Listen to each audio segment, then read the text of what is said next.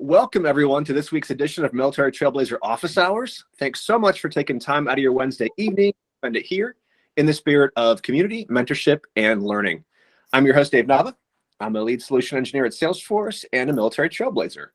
Each week, we invite co-hosts or sometimes co-hosts to take part in the conversation so we can leverage their experience, their expertise, and their unique perspectives. The focus for tonight's session, creating and marketing your Salesforce brand with YouTube. Super excited. So if you've ever wondered how to create your very own YouTube channel and leverage it to get noticed in the ecosystem, this is the session for you. I'd like to welcome and briefly introduce our co-host for tonight's session, Megan Tuano. Megan is a 5-time certified 6-times Ranger and an associate consultant at Slalom. She's also an author for SalesforceBrand.com, the largest dedicated Salesforce news site in the world. She's a content creator for Focus on Force, which is a popular Salesforce practice exam and study guide provider. She is the creator and host of her own Discord channel for Salesforce professionals to network, chat, and share resources. And if that wasn't enough, she somehow still finds time to create content for her YouTube channel, Salesforce with Megan. I'll be sharing that link with you also. It is awesome to have you here, Megan. Welcome. Hi, everybody. I see a lot of familiar faces. I'm excited. So just a little bit of background. David pretty much said all of it, but I'm a military spouse. Husband was Air Force. We met in Maryland and somehow we relocated to Texas and we absolutely love it. We have a little Frenchie, about 2 years old, and that's a little bit about me.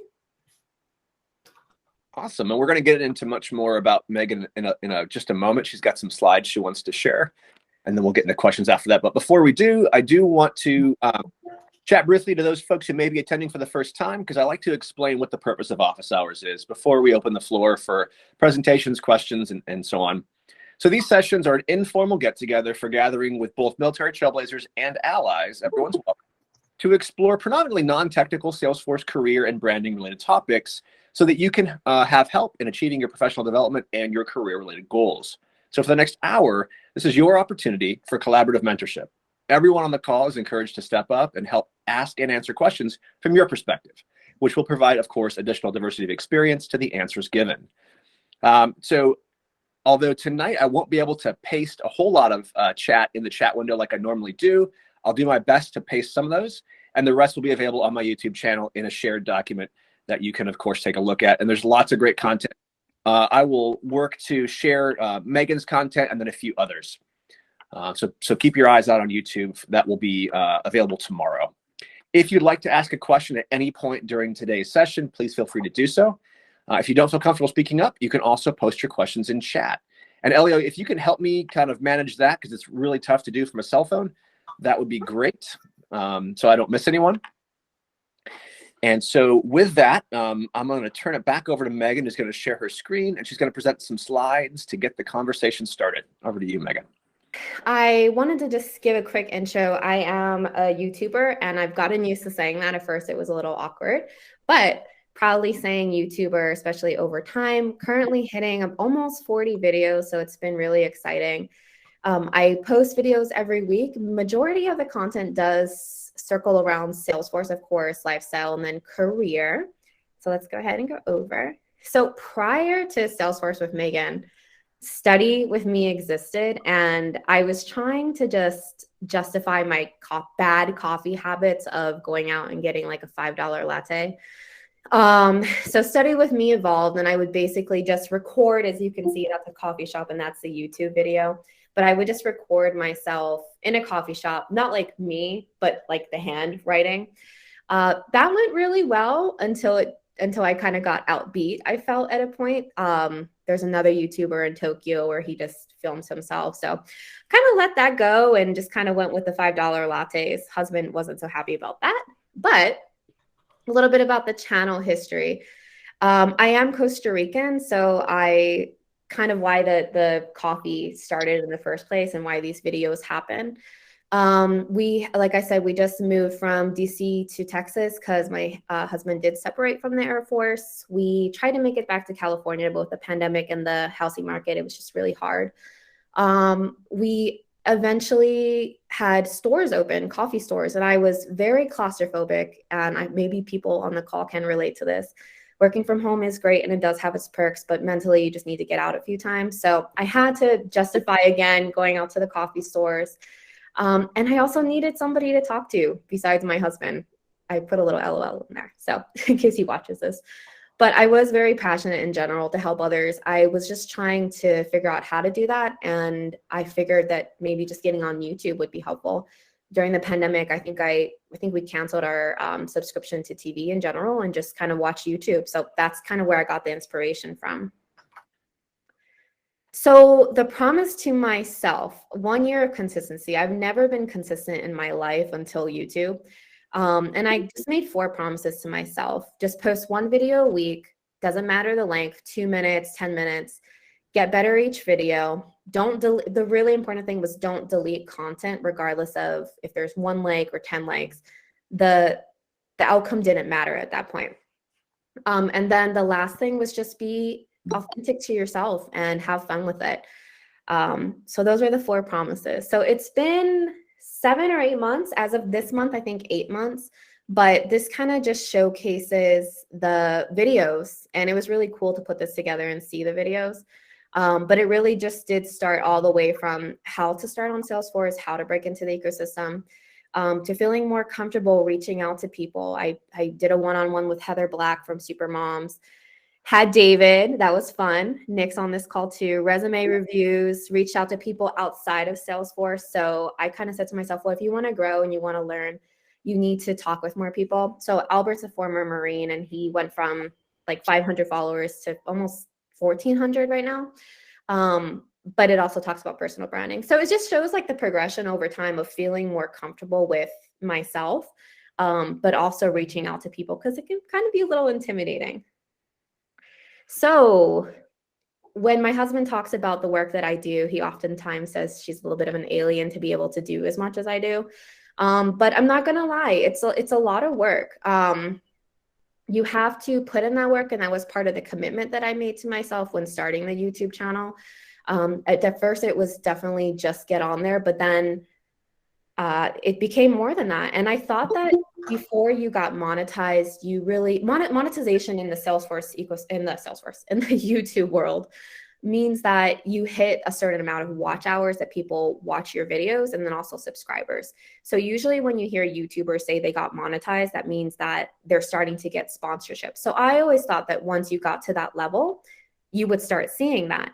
But by just putting yourself out there and making these YouTube videos, whether 5 people watched it or 30 people watched it, a lot of things started happening. With Focus on Force, I did a 4 studies must or 4 resources to pass your admin exam.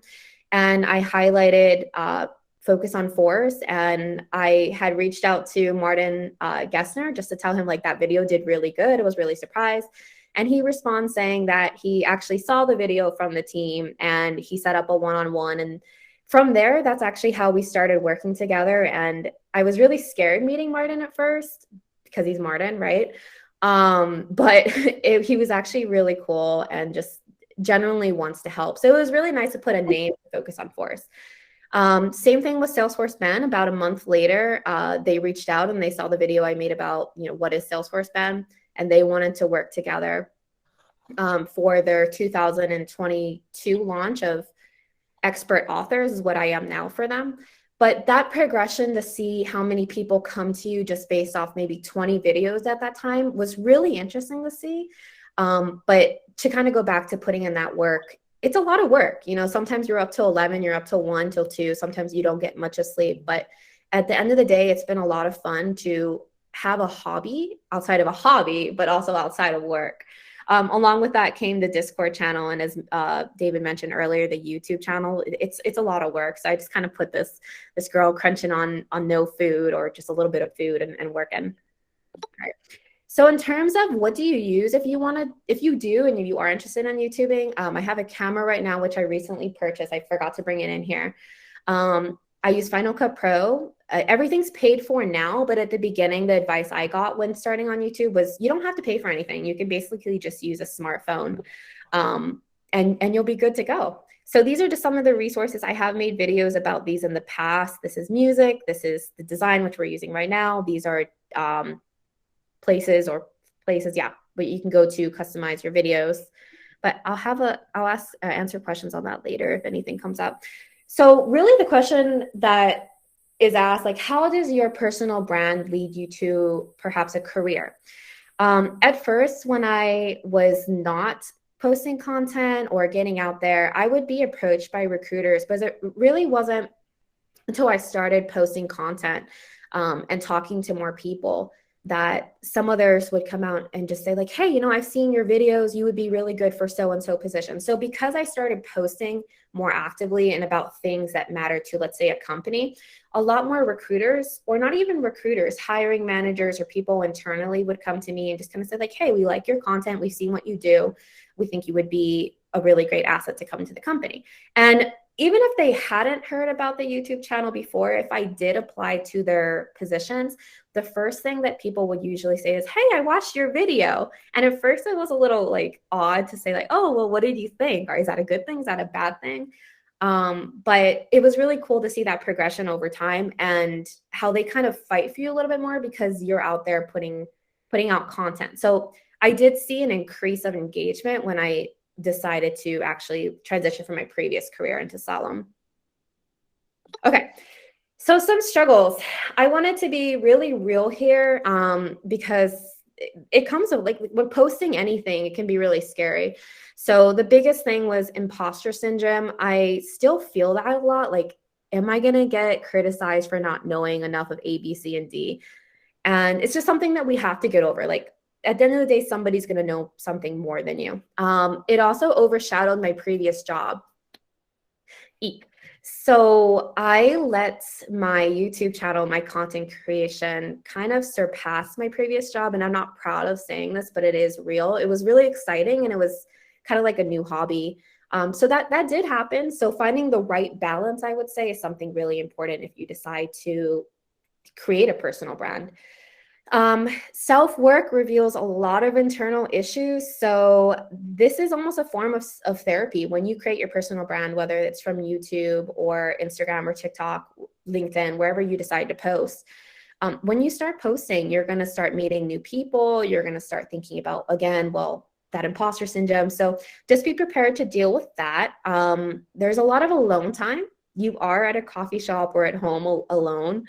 So that's just one area. And then I've dealt with a lot of people overstepping my worth. So a lot of times when you're a smaller creator, people will come up to you and try to say like, hey, can you do this for free or this for free? So you just got to be able to find your place and say like, hey, you know what, I'm worth this at a certain time. And then last, I will say social media at sometimes does make you nauseous. Sorry. But when you do post, you have to make sure that you find a balance between everything. And I think all the struggles really come into finding that balance of the content creation and your brand, but also finding a place where you can separate yourself as well. Okay, so some goals for 2022, 23 would be social media growth. I really want to see where things go. The outcome from posting on LinkedIn has been amazing, but I want to see what other outlets there are with Instagram, TikTok, and Twitter. I will be launching a course probably at the end of this year and then definitely into next year, but also taking on speaking events like this. So a special shout out to David for helping with that. So really the question that you guys probably all came from is, how does a personal brand help you? It helps you build confidence. I'm terrified of public speaking. And just my writing. I was not good at writing growing up, but, you know, getting on Salesforce Brand and having them critique your work and really honing into your work and remembering that whatever you put out there reflects you, you build more confidence over time. You definitely do stand out. And I think that was, again, one of the points into landing a job. People remember you for what you post, and you also bring your own not type of people, but you surround yourself with what information you're putting out eventually. I hope that made sense. But you also build consistency for yourself. So if anything, at the end of the day, if you are thinking about building a brand, do it for you. So key takeaways, I think this is my last slide, is that your job is your job. Who you are outside of it is separate. Work to discover and define yourself. Your brand can be what you want it to be, and most likely it will change a few times. I've thought about changing the name of Salesforce with Megan 100 times. It's okay to be scared. You're stepping out of your comfort zone, but don't regret it. So do it eventually. Don't think too long into it, basically. And then hit post. Do amazing things for you. Your brand is for you at the end of the day. So So thank you. And I think I'll give David back the screen. In all seriousness, that's awesome, Megan. And that was actually my first question is, what is the impact of branding upon your career? And you talked about it and answered that question. And I just wanted to underscore, because it's incredibly important, it will absolutely get you noticed from a lot of different folks in the ecosystem, from hiring managers and recruiters, to the, for folks that are looking for a job, to people that manage engagement events, right? So you talked about how you're doing more speaking engagements, to folks that actually have third-party exam courseware like Focus on 4. So you've done that. Thought leaders in the industry. So Salesforce Brand has hit you up.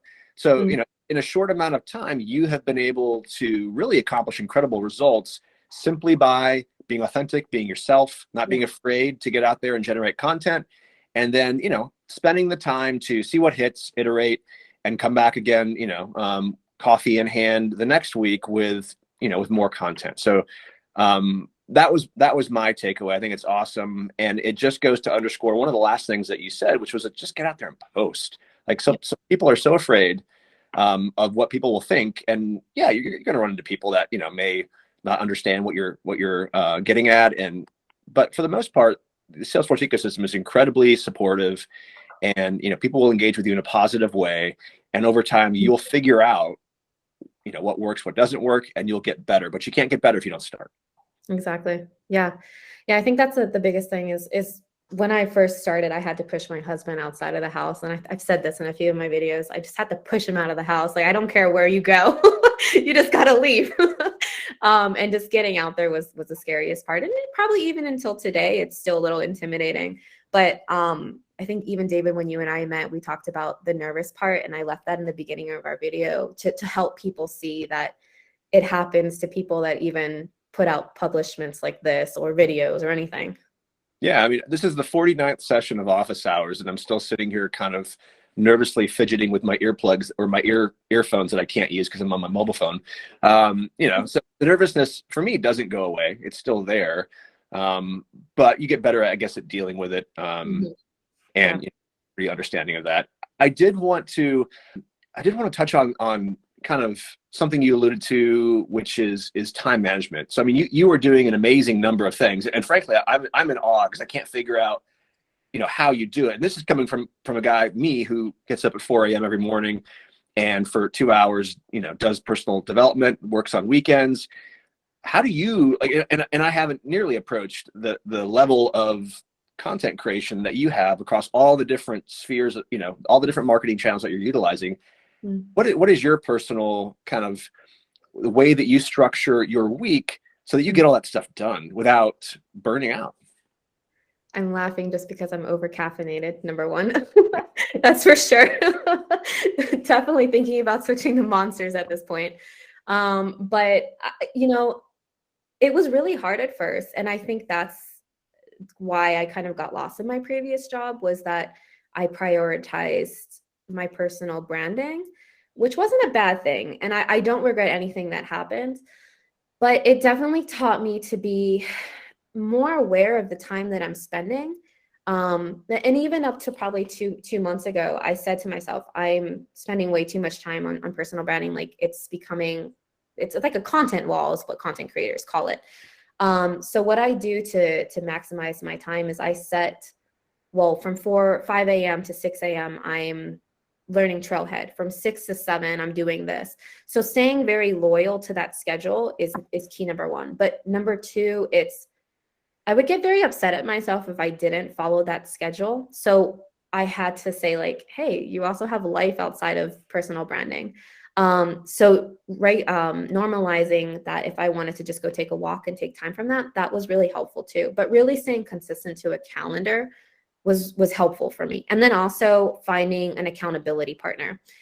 I joined kind of like a content creator society where we all keep each other accountable, and that's really helps. I really think the community is the most helpful spot. And when people reach out and say, hey, I watched your videos, that keeps me going too. So that waking up early, that helps. Yeah, that's great. And to touch on accountability, I recently joined a social pod as well, which is, I guess, what we're calling it. But basically, it's a group of individuals that are all content creators that support each other, such that whenever you post on your marketing channel of choice, LinkedIn, Twitter, whatever it happens to be, you have dedicated, room, virtual room, whether that's a Slack room or Discord room, where your folks gather, and you post that link in there.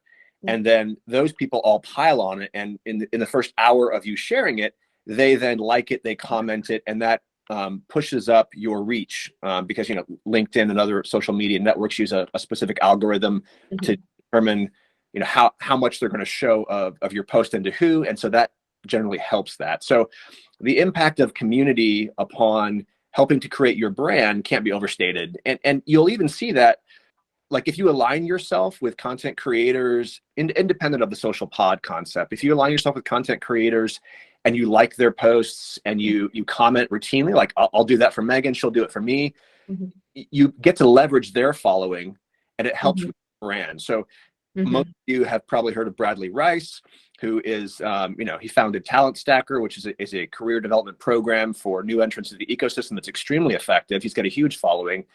And so what I've started doing is, commenting on his posts and liking them. And then I noticed that he's doing the same for me. And then eventually it spawned into a conversation.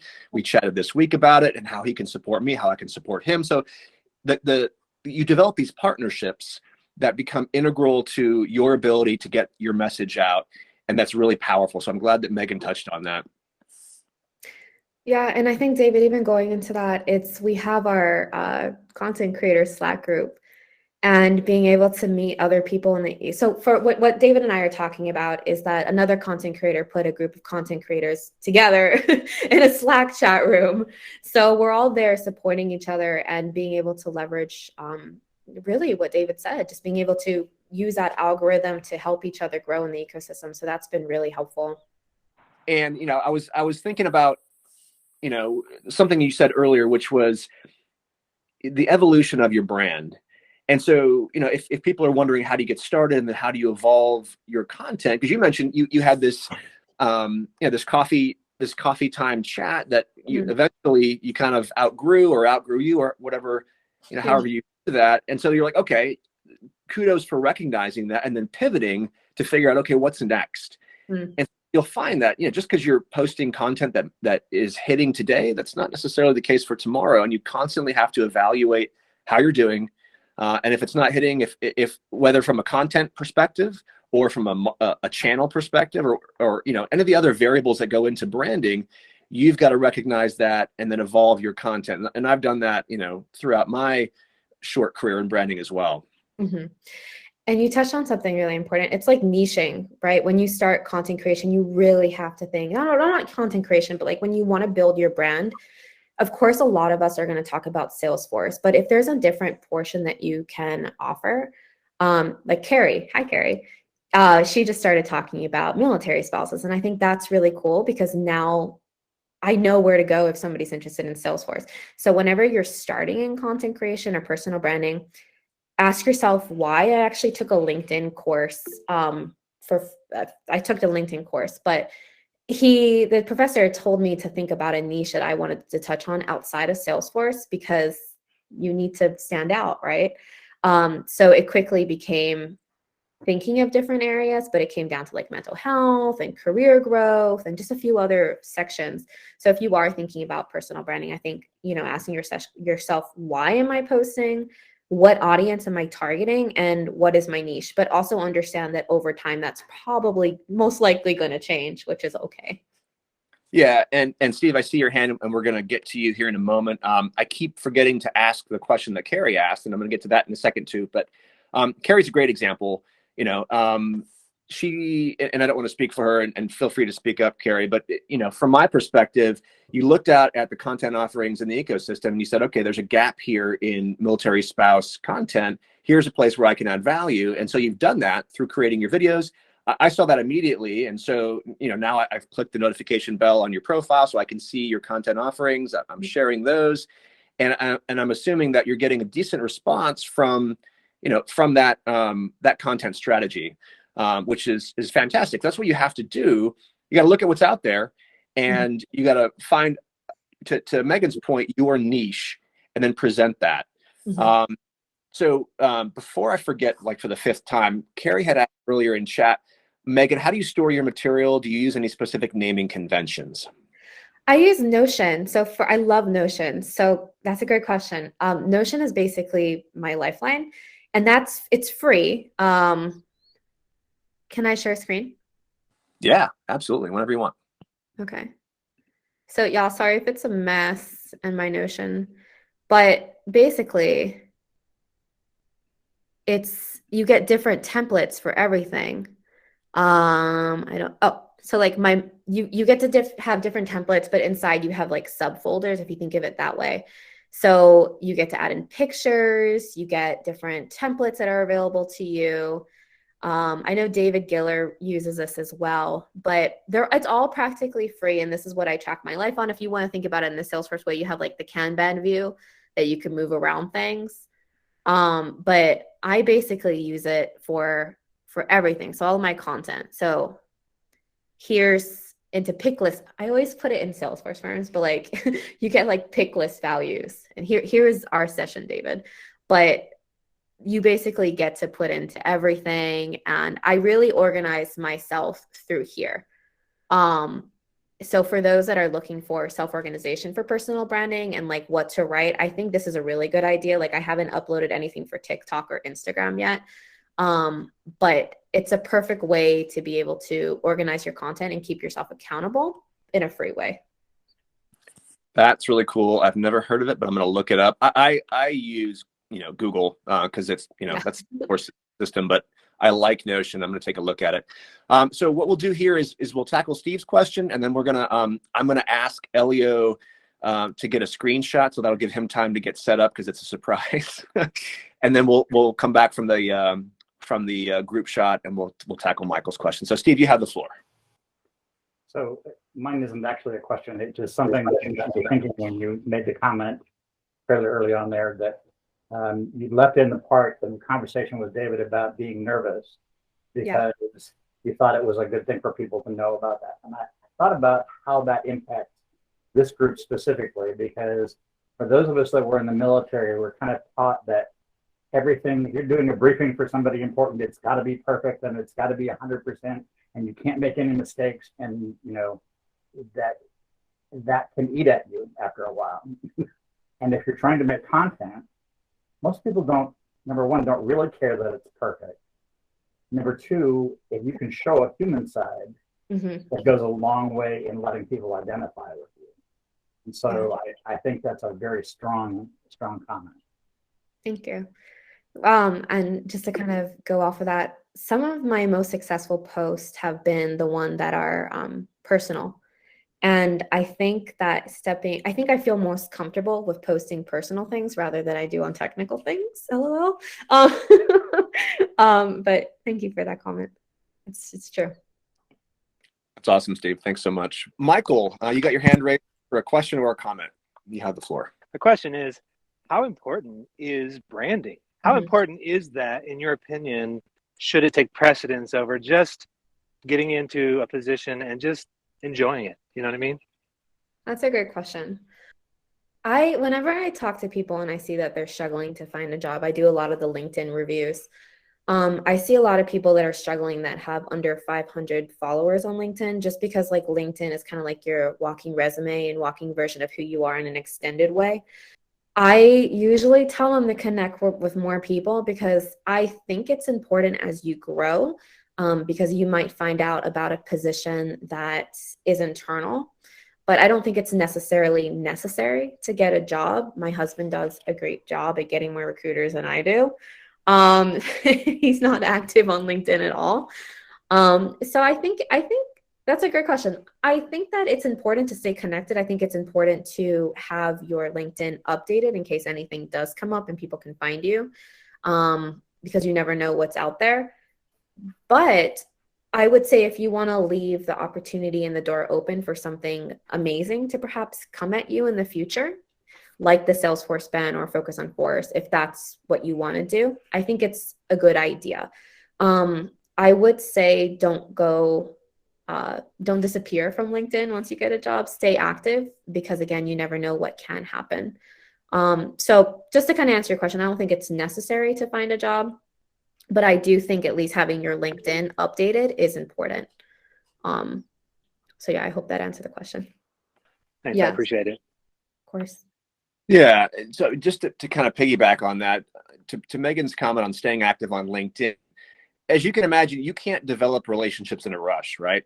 It's not like, like, because you could get laid off tomorrow. You could, lots of things can happen where you might need to look for opportunities. And so if you haven't been doing the steady work of maintaining your brand, then you're in the awkward position of trying to very quickly make up for lost time. It's like working out. Like if you choose not to work out at all and you're like, I'm going to the beach tomorrow, I better get buff, it's not possible. These things take time. So what I tell folks is like you're going to go through ebbs and flows in your branding strategy and your branding and your content generation frequency. Like when I was first trying to get in the ecosystem, I was doing a lot, right? And then I got hired. I'm like, okay, cool. I knew that I shouldn't stop, but I didn't have to, put out multiple messages per week. I just did enough to where, there's a steady stream from me, so people knew I was still alive, essentially. Because if you don't post in LinkedIn, right, you're not going to pop in people's feed, and they're not going to know that you're still around. So you want to do just enough to maintain those relationships, always be, building connections. And then, when you sense that, I might need to start ramping it up, you do that. Additionally, you never know when your dream job is going to come around when you're not expecting it, and when you're not even looking for it, and it could result from your brand. And that's happened to me multiple times where I was comfortable in my job, and then like for example, Salesforce called me up and said, "Hey, listen, we're hiring. Are you interested?" And I was like, "Oh, well, sure." And it was because I had maintained my brand and kept putting out content. Great points. Margarita, you had your hand raised. I can't see if it's still raised. Did you have a question or comment? Yes, gotcha. Okay, perfect. Yeah, so I have a question because I think both of y'all talked about it. I would like to create a YouTube channel, but I still can't get over that fear. What are just 2 or 3 tips or something like you would recommend for someone like me trying to do? That's a great question. I have what I don't know if it's a dangerous personality or not, but I kind of just go for things and I don't think about it. Now I know not everybody is like that.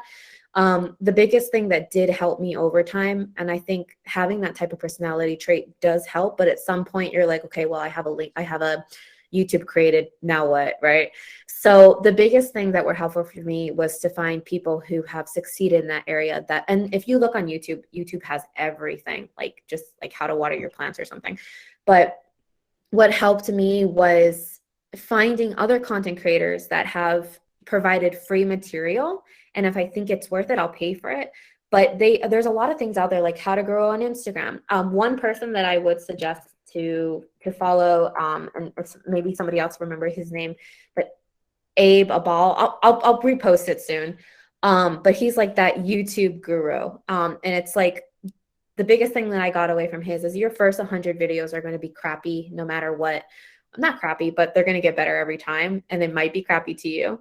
But the initial thing is understanding that it's a super long progress to post your videos, but at the end of the day, you do it for you. So my biggest feedback or tips would just be have your family and friends watch it first. Have them give you your feedback. And then once people start watching your videos, it will grow.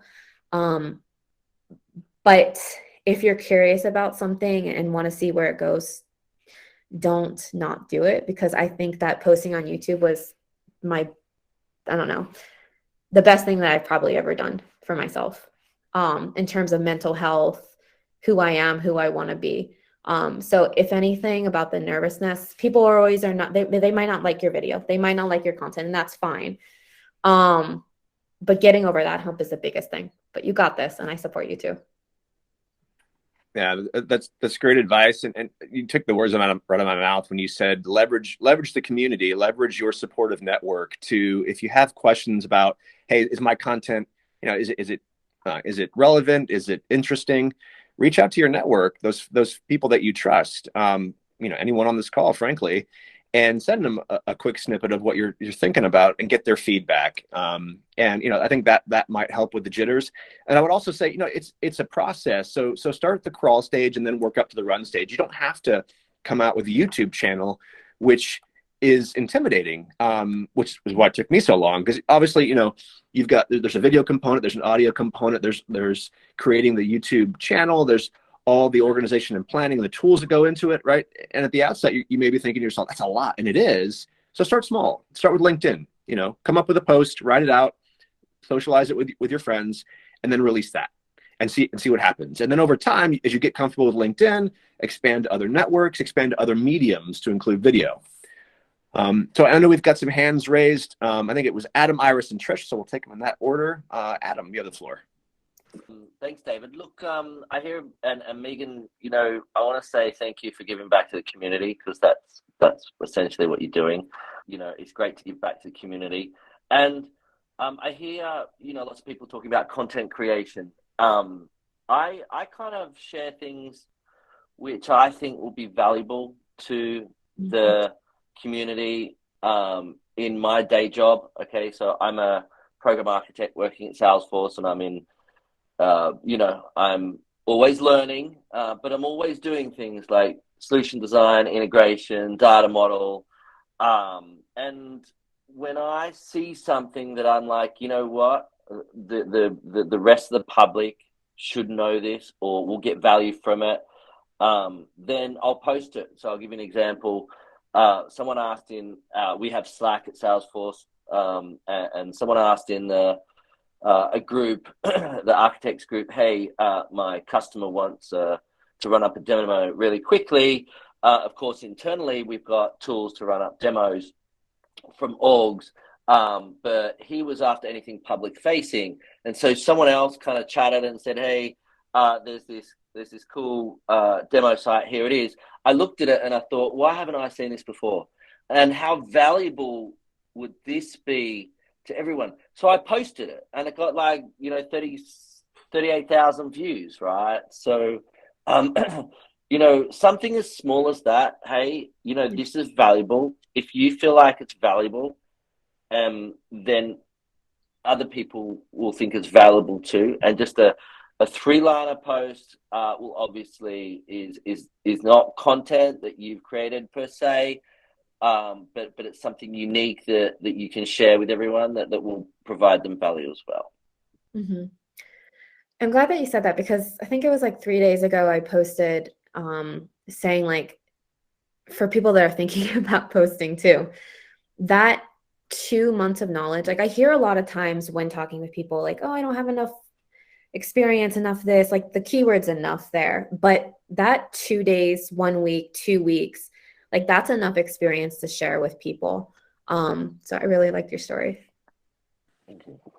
Yeah, and just because you may not have a whole lot of experience in a specific industry ecosystem, that in and of itself is an experience, right? If you're new to something, that's an experience, and other people who are contemplating going through the process that you're just interested in that. So I'll bring Carrie up again, relatively new to the ecosystem, and she is documenting her experience, by sharing, content in LinkedIn, and it's interesting because, people that are considering this choice are like, oh, I want to know about that. So yeah, you don't have to be an expert, to Megan's point, to post anything.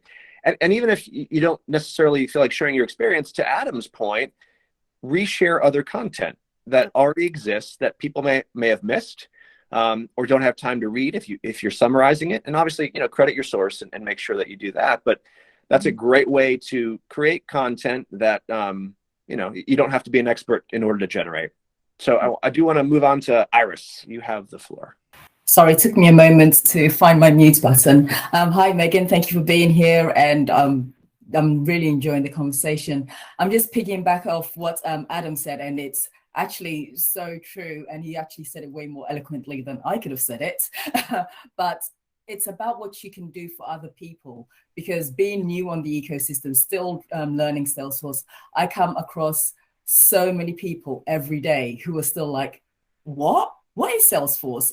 What do you do with it? And every day I'm like, oh my gosh, you've got to go to David Nava. There's Megan. There's this, and you can I can now steer people to the right places because of the content that other people are putting out. So it's the value that you're adding to the community for people like me that sometimes it helps you get over those nerves. Like I get very nervous right now talking, but thinking that maybe somebody can get something from this conversation from what I have to say makes me get over myself, kind of thing. So thank you, everybody. And Josephine, she's awesome as well. I think that really kind of hit home in the first few videos was that I didn't care who, of course I cared, but it didn't matter. Like, as long as you put out and it helps one or two people, I think that's the most important part. So thank you, Iris. Searching for my mute button as well. Trish, did you have a question or comment? Yeah, and actually you guys kind of already answered it, because my question was going into kind of the imposter stuff and like when you start posting. So I'm in the interview rounds for Hiring Our Heroes, and I've gotten great feedback on my resume.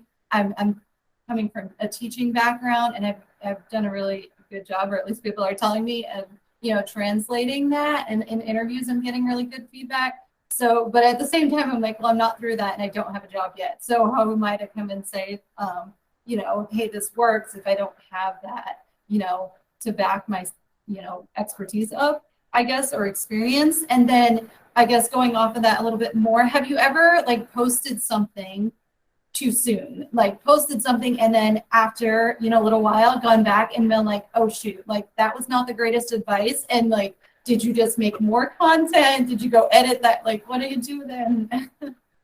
Yeah, I mess up on my content all the time. I'm again, my like English classes were not the strongest in high school and college, but it just in general, like even if I put out advice and I know it's wrong, or probably not helpful. I think like a week ago I posted about something about Canva, because I'm trying to post every day, no matter what it is. And people were like, oh, no, don't use that. And I think I don't have like the wrong type of information. I think that I maybe not provide enough or the right directions. So yeah, that happens all the time. It wasn't until recently, and I don't do it anymore, I just fix it in the comments. But the guy that the Marine I talked about earlier, Albert Bellamy, if you all aren't following him, I really do suggest it. He's awesome. But he actually said that when you correct things in your LinkedIn post, it messes up your own algorithm. So I don't touch it anymore. But if I do mess up in my videos, for example, I just say like, I'm sorry, or I fix it, or I fix it in the comments. So yeah, anything about content I've messed up on. But I just keep it moving, because gotta keep it moving. Yep, Camtasia or whatever video editing software of choice that you like is a great tool for fixing mess ups, at least with regard to video content. I will on occasion update my posts, because like sometimes you'll have like a really great post, and then so you'll pin it to your profile and you'll refer to people to it, or because you want people to see it, and you'll go back later and like, this doesn't really apply anymore, like because either the industry's moved on, or it's just it's no longer applicable. I still want to share that, so I'll just go update those and I'll change it. I mean, LinkedIn's pretty easy to do that. And yeah, it probably does have an impact on the algorithm for how it's seen. But you gotta take the good with the bad. I'll also follow up. You just reminded me, but I also do update my content. Like there's a 2020 version of 4 must resources you must use to pass your exam. And since then, a whole bunch of other content creators have come out. So I'll mention that in my post. So I think just making an effort to be like what David said, just mention it. And that's been helpful. Another thing I'll say is, if you create your content with the future in mind, so that it will be relevant longer, it's helpful, right? And so, you can't always anticipate everything, but I will oftentimes create content that is maybe not as specific as I'd like, because I want it to be relevant longer. So for example, I'll give you a case. Like if you go to my YouTube channel, I have a presentation on how to pass your admin exam. And when I initially gave that, it had a lot of very time specific content in it. And then I was having to go and frequently update it. And it was shared on multiple different sites. So it was a pain, right? Because like I had to go to my professional profile. I had to go to, my Google Drive, which I had shared out with folks. And at one point I'm like, all right, I'm tired of continuously updating it. So when I shared it on YouTube, and I knew that, I would want it to be there for a while, because if you delete stuff from YouTube, you lose all the analytics and it gets messy. You don't really want to delete stuff if you can at all help it. I just took out the specific stuff that was time sensitive, and I included links and asset or resources for folks to get to those websites and web pages that I knew others were updating. And so now it's got a much longer shelf life, and I don't have to go update it as much. Fedra, you have your hand up. Did you have a question or comment? A two-part question. Thank you so much, David and Megan, for this. Really didn't think about, the whole personal branding part of it, but the more that I delve into the ecosystem and start to volunteer and do things like that, I'm like, wait a minute, I might need to do something. But my question was, as far as the first part was time management. I know you touched on it a bit. But I'm starting to realize, as I have stickies and papers all over my desk here, I saw that there was that screen that you pulled up. Is there another thing that you utilize other than the screen? That was the first part, was time management. And the second part was, I noticed you briefly mentioned starting to charge. Would you be able to touch further on that, like charge for like what you're doing? I don't plan to, at least in the anywhere near foreseeable future. I'm just trying to wrap my head around what I'm doing. But as far as just charging, how did you even come up with that, and when you plan to do that? Sure. So I'll touch into the first one. So Notion is actually the only thing that I use because I have 3 laptops for work. This is too much.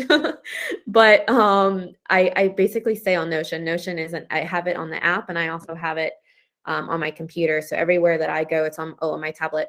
Everywhere that I go, that's in there. It's also a creative outlet for me, and it's also shareable, and you can also use it with other team members.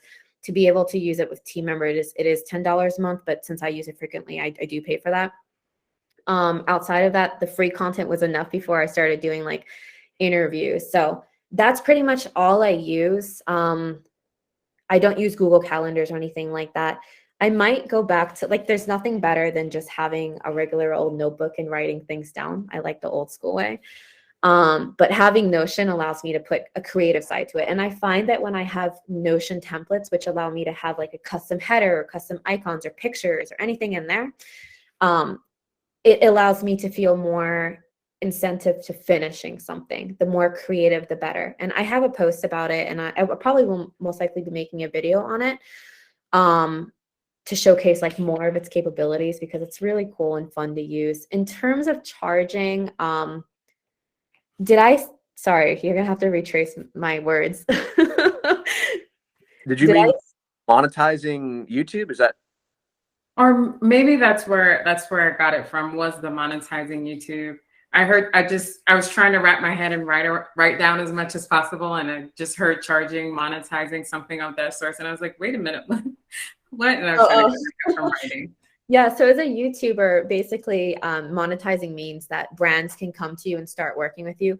The more that people watch your videos, the more that, let's say if I'm in the tech industry, Skillshare, like a form of video classes, or Udemy would come to me, or LinkedIn, for example, and would want to partner. So as soon as that YouTube sees that your algorithm is big enough and your following is big enough, then they'll start working with you. That's where I thought that I would start evolving a little bit. And that's where I kind of gave myself that limit of saying, okay, well, until I monetize, like, I can't take myself seriously. And then I started watching more content that was like, well, no, YouTube is a business. So I started treating YouTube, and it sounded funny at first, I started treating YouTube as a business. So that's why I put a lot of, it went kind of to my part-time job, to my full-time job. But I took it more seriously, and I realized that you don't have to have a certain amount of whatever YouTube requires for you to get sponsorships. You just putting yourself out there and making videos, and this can be for any platform, Instagram, TikTok, social media, anything.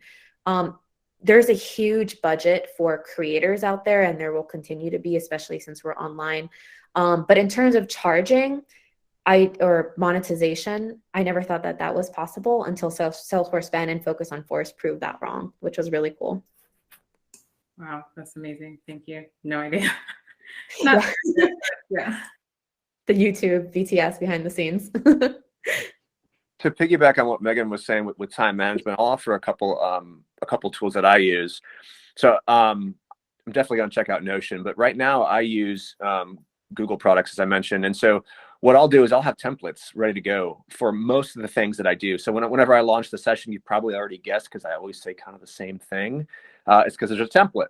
And there's a format to these sessions because there's a template. And so all I really do is I copy the template, I spin it up, I enter in anything that's different about the session, the guest speaker, the topics, what I'm going to post in chat, and then I'm off to the races. There's a template for the calendar that I typically share when my computer's not destroyed at the beginning of sessions. There's a template for all my social media posts. I simply update them and I push them, right?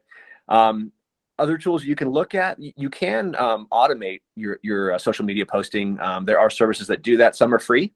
If you have a limited number of posts, others cost money. And you can go back and forth on whether or not, that's effective or not. There's pros and there's cons to it. But another way to save time, because at some point when you scale your brand, you're going to come to a point where like, wow, I'm doing pretty good, but I don't have time to do everything that I want to do.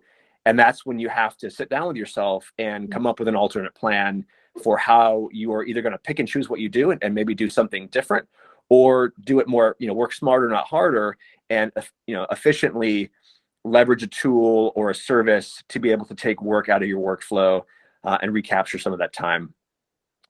So we've got a question in chat from Ashley. And then if there's time, I do want to get to Margarita's question as well. Let me go over to chat. And Ashley is asking, does personal career branding have to include quote unquote technical aspects? Can we just showcase who we are as a person and share content to build up and inform others? Is that considered our quote unquote brand, or is that just plain old posting and sharing? Yeah, I love that question. So branding is whatever you make it to be. Again, I think I talked to somebody who's in the military office hours as well, and he's creating a YouTube channel about gardening. So, if you're posting on LinkedIn, you can make it about, you have to be specific with LinkedIn. LinkedIn's a little tricky, right? Because that's kind of where professionals are. But if you're on Instagram, you're on Twitter, you're on TikTok, like whatever platform you on, you can post about absolutely whatever you want it to be. I'm seeing a lot of breaking into the tech industry, like my work from home, life as a consultant. You'll see a lot of those posts, but you can make it whatever you want it to be. And I think that's a fun part. And then when you start posting that type of content, you attract people in that area too, which you start seeing more of it. And it's a lot of fun. So yeah, it can be anything that you want it to be. Just my suggestion would be, if you're on LinkedIn, you have to be a little bit professional, but you can get creative with it. I managed to get creative in terms of mental health and learning your studying type of routines. So there's a way to pivot from it. Just make sure that you're staying within the LinkedIn. So people are like, well, what are they posting? So yeah, you can have fun with it. Just a long answer short. Yeah, I would 100% agree. And I would say that the whole purpose of branding is to show the authentic you. And so if you're like, well, what, who do I portray in my brand? Well, that's not the point. The point is to be you, right? But to Megan's point, there's definitely different marketing channels, and there's an appropriate content to post in each. So, like she said, if you're posting in Twitter, it can be a blend of professional and personal. If you're posting in LinkedIn, it should predominantly be professional, right? Because that is the nature of the network. If it's Facebook, well, there's different kind of social media content rules for that. TikTok, similar. So just recognize the audience for where you're posting and post the appropriate content, but absolutely be authentic and do what makes sense to you. And that's really the value. The value in branding is being able to bring your authentic self to that brand. Megan, do you have a couple of minutes for a quick question from Margarita before we close? Yeah, absolutely. Awesome. Thank you. Margarita, you have the floor. Okay, yes. So how can I go about seeking a mentor when it comes to social media branding? Well, the reason why that question popped in my brain is because I applied to the Trailblazer mentorship program, and I guess it was per quarter. And I got the email 2 days ago saying, sorry, we were unable to connect you to a mentor. And I do have a couple of mentors, but nothing around personal branding and whatnot. So I was just curious, how would I go about asking someone, or, something like that? What would be a good way to approach that? I don't know, just any quick tips. Yeah, that's a great question. So I actually don't have a I don't have a mentor myself. I'm actually seeking a mentor. And that's been a little tricky for myself. But I would say the most helpful thing, I see your hand too. I think the most helpful thing that I've seen for myself is YouTube right now. And then when I start posting my content, I found people like David. I found people like Bradley Rice, people within that industry that we're able to just openly have a conversation with, perhaps about like struggles of being a content creator. Those things have helped a lot. In terms of finding a mentor, the most helpful resources for me have been finding other people that just do the same thing. I know that we're connected, so I can definitely send you some resources offline. But like the Society Boss is like a woman's content creation group that I heavily use for support. Even if we're not talking about the same thing, like technology, we're still content creators and we still spend the same amount of time out there. So my biggest thing is really hone down on YouTube and finding those resources out there. Podcasts are a lifesaver to me. But also finding people with similar interests. The more you surround yourself with people with similar interests, the more ideas kind of spark from your head too. So, and I'll also make sure to send that stuff to you offline too. And Connor brought up a great point. Others might have too in chat. Veterati is fantastic for that. You know, find folks on Veterati that are into branding, that post a lot, and have a focused 1 hour conversation with them to ask. But to close it out and to underscore what Megan said, you'll find that when you start posting, when you start creating, people will flock to you and they'll offer you help, encouragement. They'll want to align with you. They'll want your help. And so really, in order to find a mentor, you kind of have to get started. That's a big part of it. And to that point, one quick story before we close out, like you may remember when I first started recording these sessions and I released the first video, it was pretty awful. And someone reached out to me and was like, "Hey, Dave, I saw your first video. Would you like some help?" And I was like, "Yes, please. I don't know what I'm doing." And so that person has been helping me the whole time. So all the content you see on YouTube, not me editing that is my creative expert who wants to remain anonymous, and she's phenomenal, right? And so I would never have met her had I not at least started and put that first video out. So I will offer that as well. So with that, we do have to close. We're a little bit over, but before we close, I wanted to thank Megan for lending us over an hour, and really educating us on branding and specifically how to create a quality brand on YouTube. It's been phenomenal.